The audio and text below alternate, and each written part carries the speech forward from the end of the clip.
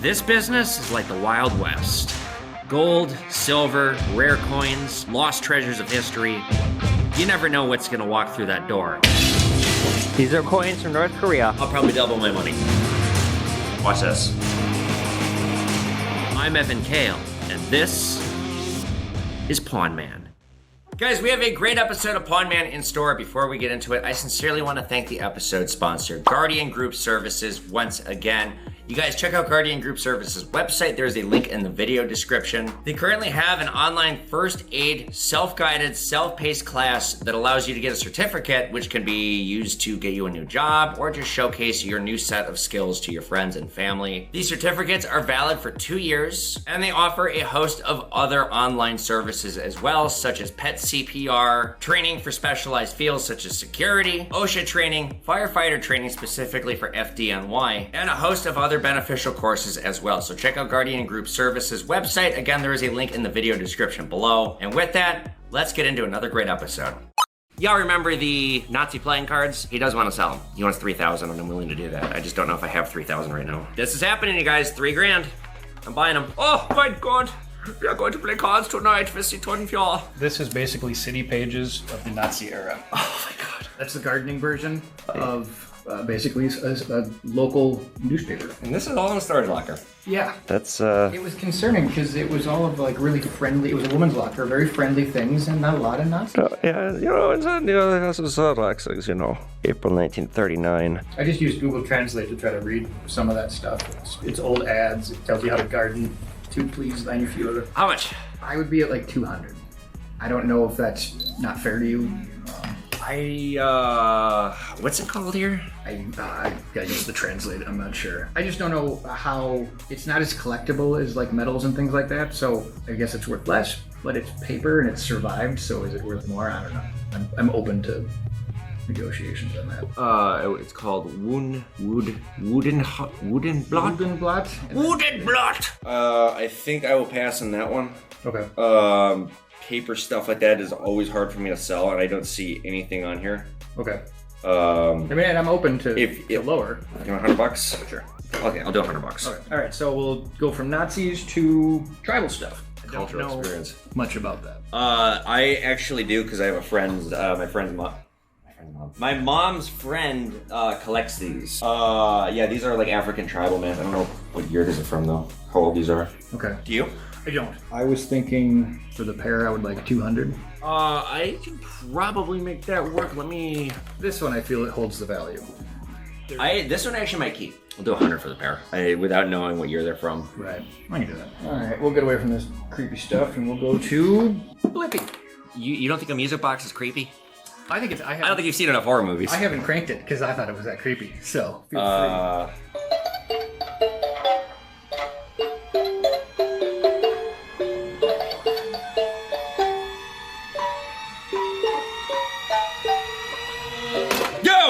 I'm not kidding, that actually got me. I'll do $50. Right. Oh yeah, this is a great boomer. That's what I was like. These scream boomer. 2, 4, 6, 8. It's a sheet. That was $12 a sheet. All right. And do you do anything with like autograph stuff? I'll take a look. I got a Joan Jett. Okay, well, actually, this is one of my favorite things to do with autographs. So, a lot of swoosh action, not a lot of swoosh action. I don't think it's real because her J's are swooshing all the way over in literally all of these signatures that I'm seeing, and she's not doing it on this one. Tell you what, I'll give you $5 to make a video about how I don't think it's real. All right. Oh boy, and then here we go. We have a newspaper from 1867. I hate old newspapers. I do so poorly on them. How much you want? $5. Okay. Oh, it's a Minneapolis Daily Tribune. Oh, I'll frame it. Cool. There we go. Cash movie trailer. So that's a movie replica. The receipt with it was $129. Shit. I'd be around like $40. Yeah, tell it to Alec Baldwin. Yeah. Hi, my name's Alec Baldwin. I have a real gun. Let's go make a movie. I may be high on this, but Oh, I actually really want an American flag. How many stars does that have? 48. How much? $100. Deal. This is awesome. I really, really wanted a vintage American flag. Wow. What is this? I don't know. So I need $1,000. I honestly don't know, so I was coming for your leniency in education. I don't think it's gold. It's not gold. It's might be some kind of plate though. $50 in the pair, and if it goes well, I got some treasure, I'll pay you more. That's fair. Okay. And then this is that Barbie camper I was talking about. My bummer on this is the tent is ripped. Oh, nobody's gonna be able to pitch a tent then? Poor Barbie. The rest is in good shape. We're white and we're perfect, and we give little girls body dysmorphia. How much? $40. Okay. Sure. Yeah, because I'm gonna cover this on YouTube. Oh, look at that. It will give you cancer. What? It's got radium in it. Oh my god. Can I even sell this? Yeah. Jesus. Just don't put it in your mouth. I'd be around $100. That'll probably work. Let me just look it up. I'll do $100 for the novelty of it. Okay. All right, and then this is another one I'm absolutely lost on. Is that boomer or is that actually from Greece? Let me find out. It's probably not that expensive. I gotta ask somebody. I'm really bad with world coins. Okay. We're gonna ask our good friend Beach City Coins. Follow Beach City Coins on Instagram. I actually ask him quite a lot about like this. That's it. That's everything? Okay. Perfect. There you are. Thank you so much. Thank you. All right, so he's gonna become a staple of the show because he's been coming by a lot. I honestly think, you guys remember this. This was from last time. I really shouldn't be touching it. I think I'm gonna get $4,000 just on this because the only freaking example of this I saw was in a Holocaust museum. I'm gonna give some of my profits to charity on this. I think that's the right thing to do. I don't think these metals are gonna be too expensive. I don't know, there's more research to be done. Some of this is like whatnot stuff. Some of it I'm keeping. 4,000 in, I might get 6,000 out, we'll see. Boy, I really am excited about my relationship with this guy because he is coming across treasures. Back to work, I got errands to run.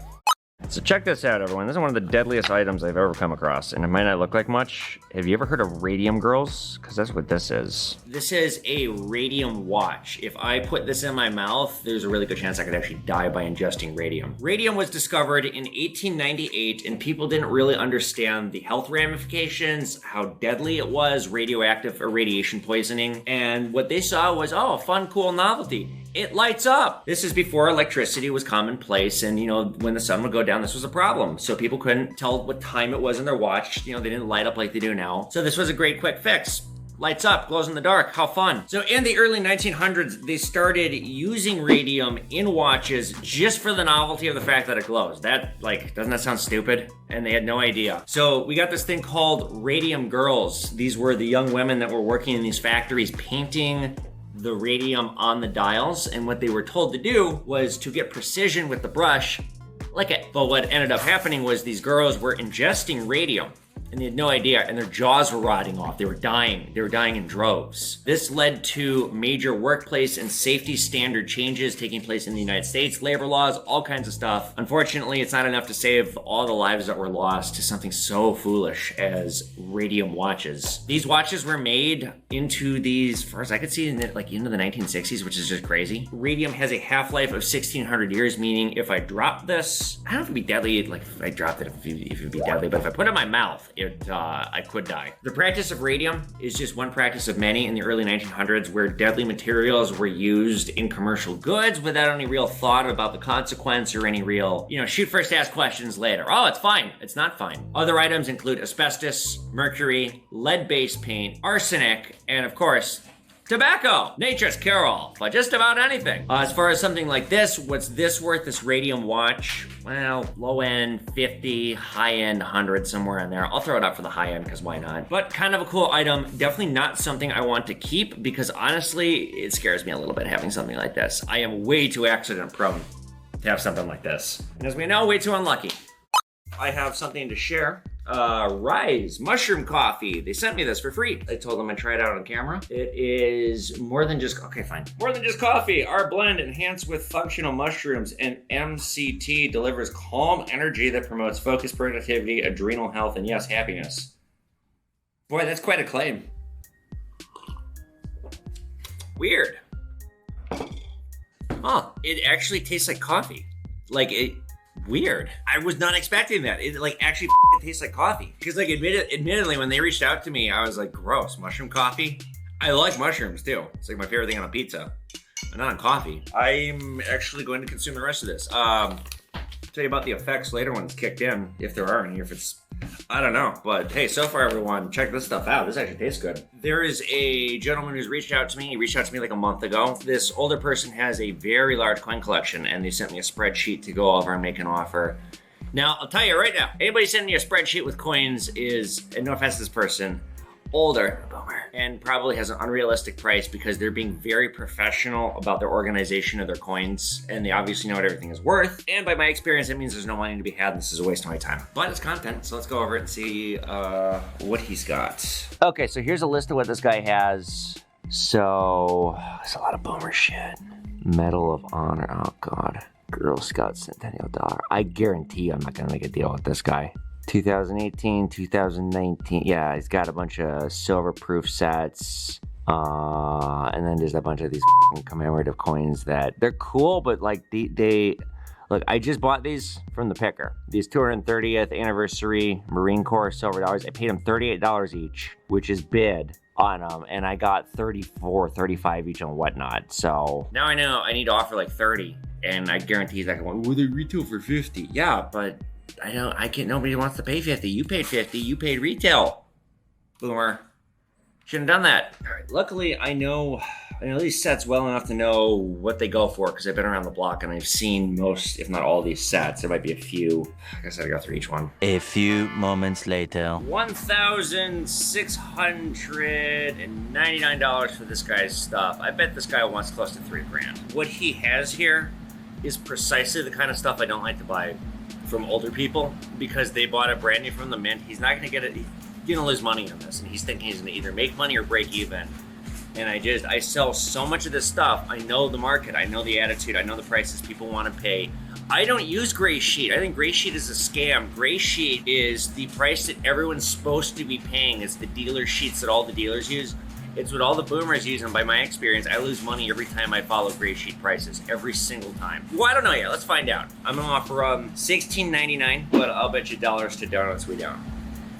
All right, guys, once again, I sincerely want to thank our episode sponsor, Guardian Group Services. You guys visit their website online, check them out. Most importantly, check out their online first aid. This is a self-guided, self-paced course, and after you complete it, you get a certification, and the certification is valid for 2 years. They offer a number of other services as well. They offer first aid for your pets. You can learn how to save your furry friends if they are in need, and other emergency situations. Guardian Group Services, keeping you informed, educated, and safe through a variety of online courses that issue certificates and teach you skills you need to save the people around you, yourself, your pets. Check them out. And also, be sure you follow Charlie Mack, New York City, Brooklyn on Instagram, one of my good friends in the stacking community. And I'm gonna caution everybody, my voice is dying. I have to record this right now. I am aware that I sound so raspy, but we're gonna get through this. Just in time to talk about Barbie. I made myself look like Ken this week by laying in the Miami sun. Barbie was one of the first toys for children in the United States. It is a staple of toys. It is such a big franchise. Coming from a simple toy, we now have a line of movies, video games. Barbie is a cash cow. Where did it come from? How did it get so popular? And where's it going in the future? Let's talk all about it. Barbie was created by Ruth Handler, and she created Barbie because she noticed that her daughter would segregate the sex of the toys that she was playing with, and there really wasn't any kind of differentiation in toys at the time. In fact, she noticed a lot of kids were doing this, and she saw a market. So Ruth pitched Barbie to her husband, Elliot, who coincidentally happened to be one of the co-founders of Mattel, but neither he nor the company were excited about the prospects at all. It wasn't until a trip to Germany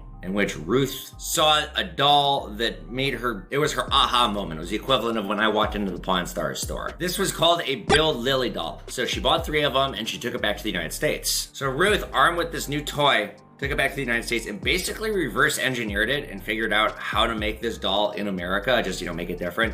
But she definitely ran into some problems. The German company wasn't just gonna let Ruth take their toy, reverse engineer it, and then go make it, copy in the United States and make all this money. No, they sued. They did settle with Mattel out of court in 1963. I honestly bet they regret that because 1963 was like where this was just getting started. And in 1964, Mattel bought up the patent. They paid $21,600, which is the equivalent of about $200,000 now. And this right here is gonna be added to our business blunders right along with the Star Wars toys. Can you imagine buying the rights, buying Barbie for $21,000? That's it, and you own the whole thing. Just to give you an idea of how big of a blunder this is, across 150 countries, it's estimated, or at least in 2006 it was estimated, 3 Barbies are sold a second. So you can imagine that's just ching going on and on since 1964. Now, Barbie also is one of the most controversial toys in history. Body dysmorphia is a huge problem with Barbie, the image that it creates and what it sells to girls. But there have been a lot of other scandals as well. Everything from sexing Barbie to Barbie and Ken, to the color of Barbie's skin. Overall, it is said or it is thought that Barbie promotes an unrealistic viewpoint for women, and that is just harmful to women. I honestly agree with that. They call it Barbie syndrome. That's literally kids that like develop eating disorders because they want to look like Barbie, and they think that this plastic beautiful doll that has like a size 0 dress is a realistic way for a woman to look. Barbie had a diet book, and the piece of advice in the diet book was don't eat. Ugh. Now these changes, this controversy, it hasn't really affected Barbie that much. Mattel hasn't really changed the design that much. They've done things here and there to make Barbie seem more realistic or to push a more healthy agenda, something better for our society. Example, introducing black Barbie dolls, different color skin, so Barbie's not just white, more realistic body types, but really they don't change it that much. To this day, Barbie remains a cash cow. Huge empire. This company is very successful. The merch, like I said, it's become all these different things. There's a Barbie and Ken movie coming out, and although I'm not going to go see it because it's not my cup of tea, it does look like it's actually like going to be a well-written movie. Like they really adapted the idea of Barbie into a movie. In fact, many young children to this day, they know that Barbies are collectible. They know. Don't take it out of the box. That is the number one thing with any kind of a toy. You take it out of the box, you destroy the collectability. In the movie, the 40-year-old virgin, at the end when Steve Carell's character is growing up and liquidating everything, he has all this money in collectibles because he never took any of them out of the box. And that's just the most basic, no-brainer thing you can do if you're buying this for investment purposes, to have this as a collectible. And some of these dolls to this day, they still go for big bucks. This is a huge arena even still. The most expensive Barbie I could find actually was a charity event, which I think is, well, cool is the wrong word, but sure. This is the Stephanie Cantry 2010 Barbie doll. It had real diamonds on it. It was a breast cancer benefit, and it sold for $302,000. The second,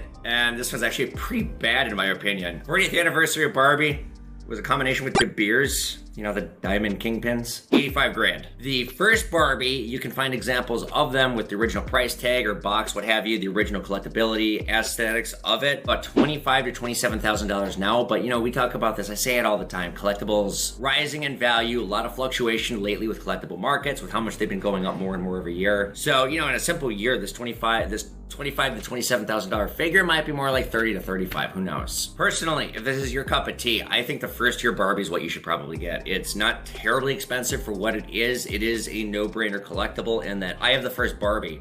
That's always going to be worth money. It's not that unbearable of a price tag for a high-end collectible, and it's something that I can foresee continuing to climb in price. Now, other Barbies that you may want to collect or scoop up if you are a collector or looking to put your money into a collectible that could rise anything with controversy, and Barbie has no shortage of it. Mattel has been involved in countless amounts of lawsuits, everything from people parroting Barbie, Mattel going after the intellectual property, the copyright infringement of Barbie, to people suing Mattel for the Barbies they put out, for the damage it does to people, there's a big problem with Barbie only being white. It was very racist, and this became a big controversy. So, like something like the first black Barbie doll, the first like other colored skin Barbie doll might be something to collect, the first Ken might be something, or something that they pulled from shelves, whether it be because it was a sex scandal or it implied something. You just want to look for controversy in this arena, and because Barbie's considered one of the leading contributors to body images in adolescence, there's certainly no shortage of it on not just this level, but many levels. I personally have never been into Barbie. I never played with Barbie. Growing up, my parents had this other couple they were very friendly with. In fact, their daughter might be watching, Natalie, if you are, hi. But she had the most Barbie. She had so many Barbies, and we would play with her Barbies sometimes. And I was always Ken, and I didn't really like playing with it that much. I didn't think it was fun. Despite being queer, I never liked Barbies. That's what I want to finish with here. This is something, although I myself am really not into it. In fact, I was kind of not looking forward to covering this just because it's so not my cup of tea. It is interesting. It's a huge part of our culture. It's a huge part of the collectibles culture as well. Barbie and all the Barbie stuff. I just wanted to cover this though because we bought those Barbies in that deal, and I looked at it and I thought, well, here's a perfect opportunity to check this one off. So, and that's the magic. I'm losing my voice so bad. And that's the magic of Barbie collectibles and body dysmorphia. All right, guys, well, just like that, it is the end of the day and the end of the episode. Once again, I sincerely want to thank the episode sponsor, Guardian Group Services, brought to us by Charlie Mack, New York City, Brooklyn. Oh, this voice, I'll be better next week. Guardian Group Services, it's currently offering a course in online first aid. You take it at your own pace, you get a certificate, and it's good for 2 years. It can give you a lot of access to opportunities, money-making opportunities, or the opportunity just to simply save somebody, step up and be a hero in your community if you see something awry. Guardian Group Services also offers other online resources such as pet CPR, basic rescue, basic survival skills. If you guys are interested in Guardian Group Services, please click the link below. And with that, you guys, if you like this video, be sure you give it a thumbs up, hit the notification button so you guys know when new videos are coming out here on this channel. Get my books on Amazon, follow me on social media at Evan Kale, at PawnMan. Post questions in the comment section below. If you guys like what I do, please consider becoming a sponsor or Patreon. I could use all the help I could get. And with that, I'll see you guys back here for another great PawnMan episode. Later.